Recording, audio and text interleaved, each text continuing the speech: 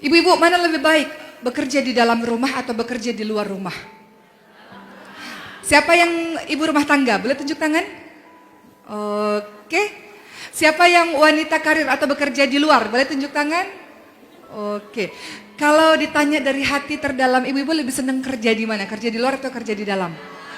Yakin, ada sebagian ibu yang aduh gak enak di dalam, kalau di rumah stres. Ada yang memang dari mahasiswanya aktif berkegiatan, aktif dalam berorganisasi, sehingga kalau di rumah tuh kayaknya lebih senang berkegiatan di luar rumah, bener nggak?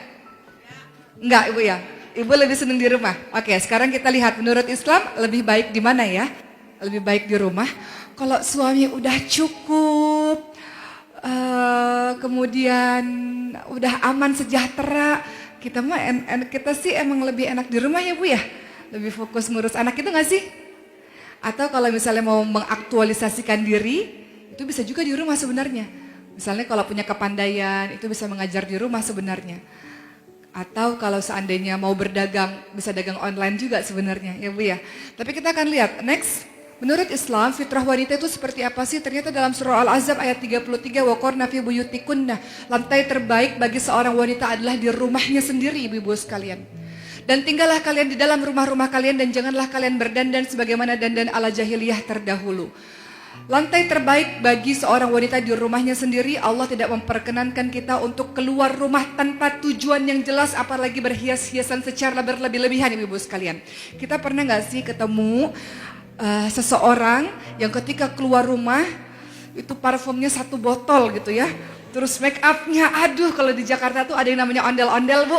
Nah begitulah kira-kira, hati-hati buat alisnya aja 1 jam, nanti giliran kalau kata Ustadz Abdul Somad ya, nanti giliran hujan lepas abis alisnya, repot sendiri ya, udah alis buat sejam, tiba-tiba keringetan atau kena hujan, akhirnya jadi luntur sendiri, saking tebalnya make up tersebut.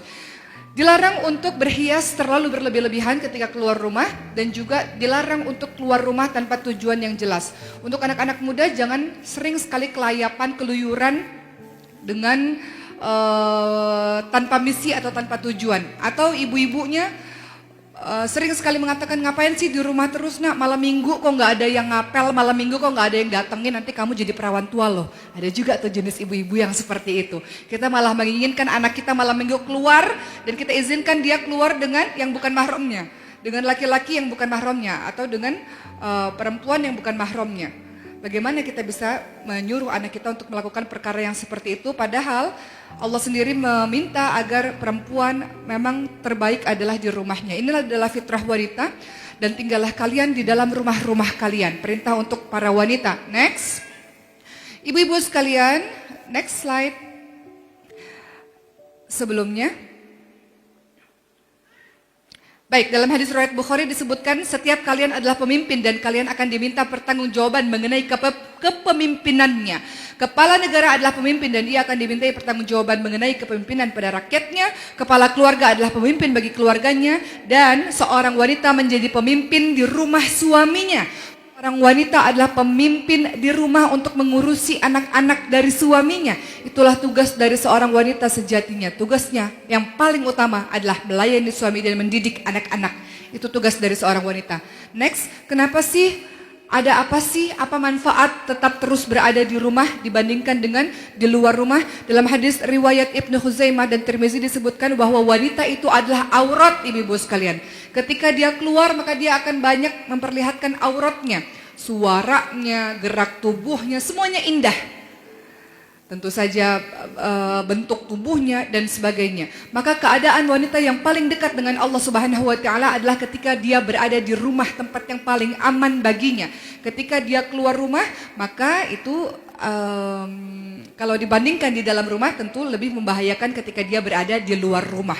Tapi bukan berarti Islam tidak mengizinkan perempuan keluar rumah. Hari ini saya keluar rumah, ibu-ibu sekalian. Ibu-ibu semua juga hari ini keluar rumah. Dengan tujuan apa? Dengan tujuan menuntut ilmu, dengan tujuan untuk lebih memahami tentang ayat-ayat Allah. Berarti ada alasan syar'i, ada alasan yang diperbolehkan ibu-ibu keluar rumah. Ada alasan yang diperbolehkan saya keluar rumah untuk sesuatu yang mendekatkan diri kepada Allah Subhanahu wa taala. Next. Dan fitrah wanita dalam hadis riwayat Ahmad dari Ummu Salamah disebutkan, sebaik-baik wanita sebaik-baik masjid bagi para wanita adalah di rumah mereka sendiri. Dan ada seorang wanita bernama Asma binti Yazid di zaman Rasulullah pernah bertanya kepada Rasul, "Wahai Rasul, enak sekali jadi laki-laki. Laki-laki boleh keluar rumah, mereka boleh bekerja, mereka boleh sholat di masjid sebebas-bebasnya, mereka boleh berjihad di jalan Allah, mereka dapat pahala besar sekali. Sementara kami hanya melayani suami kami, melayani anak-anak, pahalanya lebih besar mereka dibanding dengan kami. Enak sekali kalau begitu menjadi laki-laki." Maka kata Rasulullah, kalau engkau ridha, engkau ikhlas, engkau melayani suamimu dengan baik, engkau mendidik anak-anakmu dengan baik, maka pahala suamimu yang lelah di luar sana engkau pun dapat pahala yang sama. Jadi itu enaknya seorang wanita. Dan wahai wanita, wahai para istri khususnya, mudah sekali bagi kita untuk masuk syurga. Syaratnya hanya 4 saja. Yang pertama adalah engkau sholat 5 waktu yang wajib. Tidak disebutkan yang sunnah-sunnah. Hanya sholat 5 waktu. Puasa bulan suci Ramadan. Tidak disebutkan puasa yang sunnah-sunnah. Puasa bulan suci Ramadan. Engkau taat kepada suamimu. Dan engkau menjaga kehormatan dirimu. Menjaga kesucian dirimu. Maka silahkan masuk syurga dari pintu mana saja yang engkau senangi. Jalan tol, Bu. Jadi untuk apa kita susah-susah cari syurga di luar sana kalau Rasul sendiri sudah mengatakan bisa masuk syurga dari pintu mana saja. Pintu syurga ada 8. Dari 8 itu kita terserah bebas masuk pintu yang mana saja. Asalkan kita melakukan 4 hal tadi.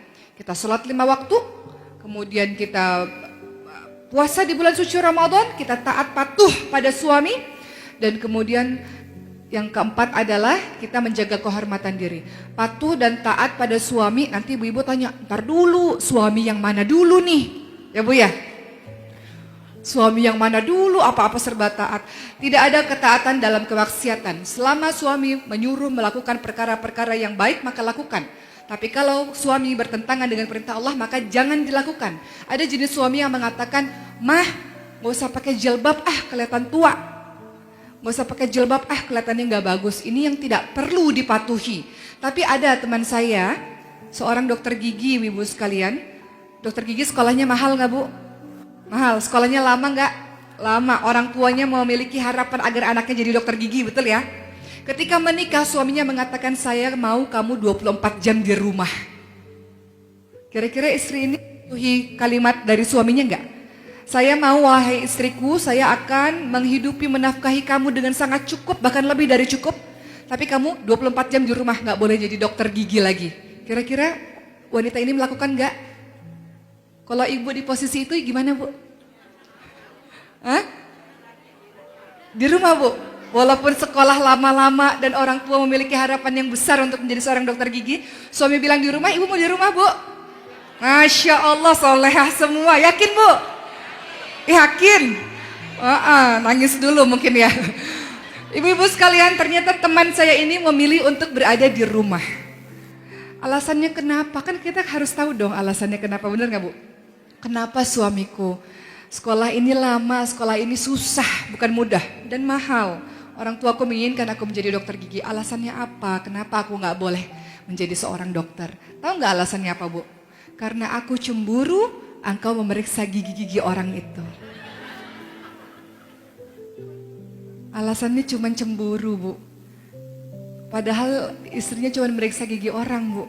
Apa yang dilakukan oleh sang teman saya ini? Dia pun mematuhi apa yang dikatakan oleh suaminya. Apapun perkataan suami, sejatinya kalau kita ingin menjadi perempuan yang solihah, ini nasihat juga untuk diri saya, patuh, dengar, taat selama tidak melanggar yang syar'i, tidak melanggar perintah dari Allah Subhanahu wa taala, seperti teman saya sang mantan dokter gigi itu ya. Setidaknya dia bisa merawat gigi anak-anak dan suaminya sendiri. Jadi ilmunya nggak ada yang sia-sia. Baik, next. Baik, ada sebuah kisah. Kisah ini tidak sahih tapi bisa menjadikan pembelajaran untuk kita. Di zaman Rasulullah pernah berkata kepada Fatimah putrinya, "Wahai Fatimah, ada anak Umar di sini." Doain ya Bu supaya jadi penceramah juga. Jadi kalau saya suka ceramah dia suka ngikutin. "Kakak mau duduk di sini?" Dari di pesawat, "Kakak mau swimming, Oma mau swimming." "Bentar ceramah dulu," gitu. Oke.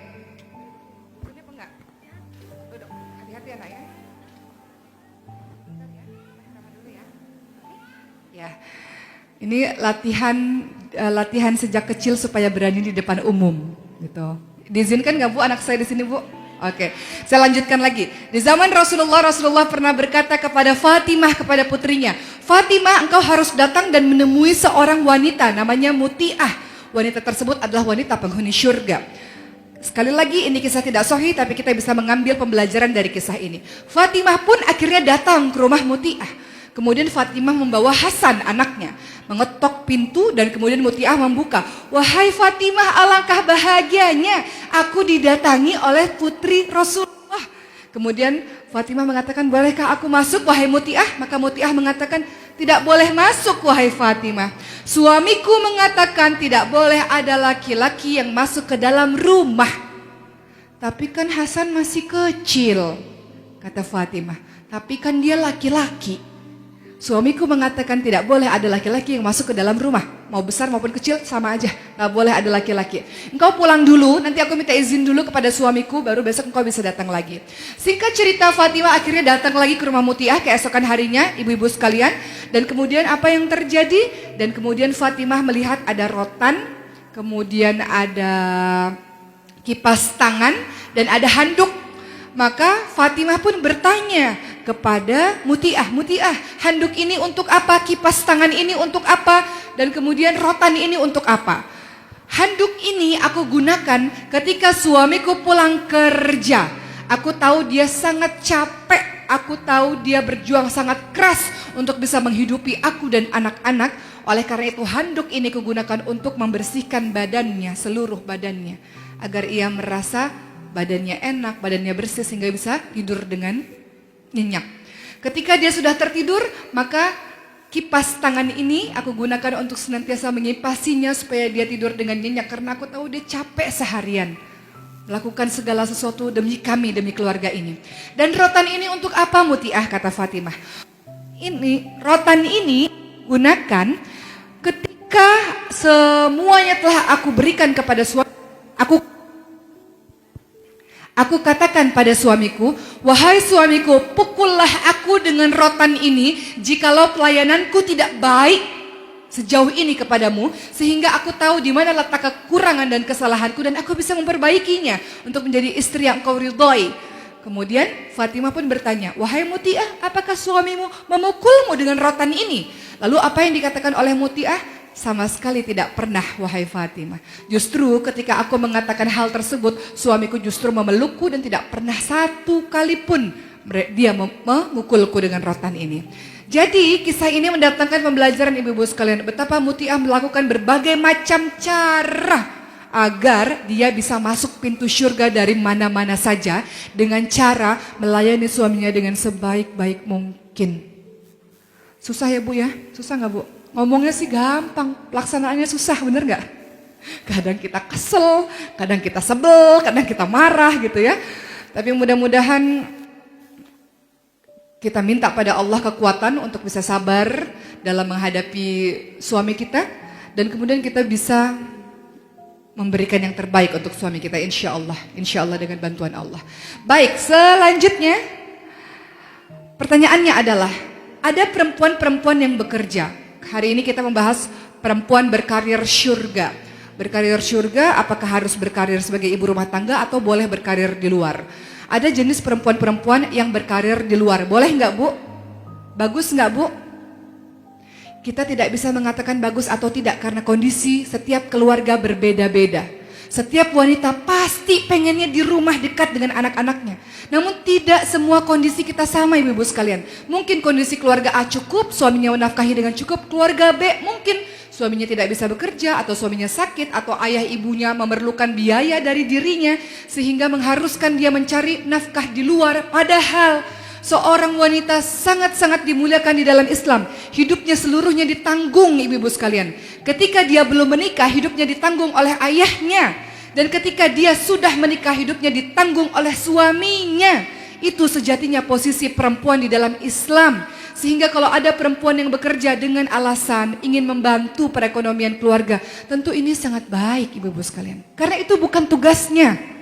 Namun dia berkorban untuk orang-orang yang dia cintai. dengan cara dia bekerja. Maka pertanyaannya, siapa sesungguhnya pemberi nafkah? Ayah dan suami. Perempuan tidak diciptakan dari tulang punggung, dia bukan tulang punggung keluarga. Perempuan diciptakan dari tulang rusuk, dia harusnya dijaga, dia dilindungi. Itu perempuan. Tapi siapapun perempuan yang menjadi tulang punggung, maka dia sedang berjihad di jalan Allah Subhanahu wa taala. Maka ada kalimatnya di sini dalam hadis riwayat Muslim. 1 dinar yang engkau berikan di jalan Allah untuk berperang di jalan Allah, 1 dinar yang engkau berikan kepada fakir miskin, 1 dinar yang engkau berikan kepada keluargamu lebih baik adalah kepada keluargamu. Artinya setiap wanita yang bekerja memiliki harta dan engkau berikan pada keluargamu, engkau telah memberikan sodakoh yang terbaik. Laki-laki punya harta, sebagian harta laki-laki milik istrinya, milik wanitanya.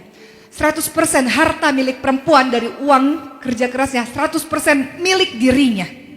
Enak gak Bu jadi perempuan? Adapun kalau perempuan memberikan untuk keluarganya, namanya sedekah. Jadi perempuan telah memberikan sedekah kepada suami dan anak-anaknya. Dan itu adalah sedekah yang terbaik. Maka hebat tidak perempuan-perempuan yang seperti ini? Bukan tugasnya menjadi tulang punggung, tapi dia mau melakukan hal tersebut untuk membantu keluarganya, orang tuanya. Karena Bu, kalau kita tidak bekerja misalnya, kemudian suami memberikan uang kepada kita, kita mau memberikan kepada ibu kita, kepada adik-adik kita, kita harus minta izin kepada suami kita. Kita berikan sedekah kepada fakir miskin, pakai uang suami, kita harus izin dengan suami, ibu sekalian. Makanya ada istri Rasulullah namanya Zainab binti Jahsy. Beliau bekerja menyamak kulit binatang, ibu sekalian. Uangnya untuk apa? Untuk sedekah. Untuk sedekah. Makanya Zainab binti Jahsy dikenali dengan nama Ummul Masakin, ibunya orang-orang miskin. Jadi kalau bisa menghasilkan sendiri misalnya, tanpa harus pergi keluar, ibu bisa berdagang online atau apapun, kenapa tidak kita lakukan? Dengan begitu mungkin saja suatu hari nanti kita bisa menolong perekonomian keluarga misalnya, atau ingin bersaudara.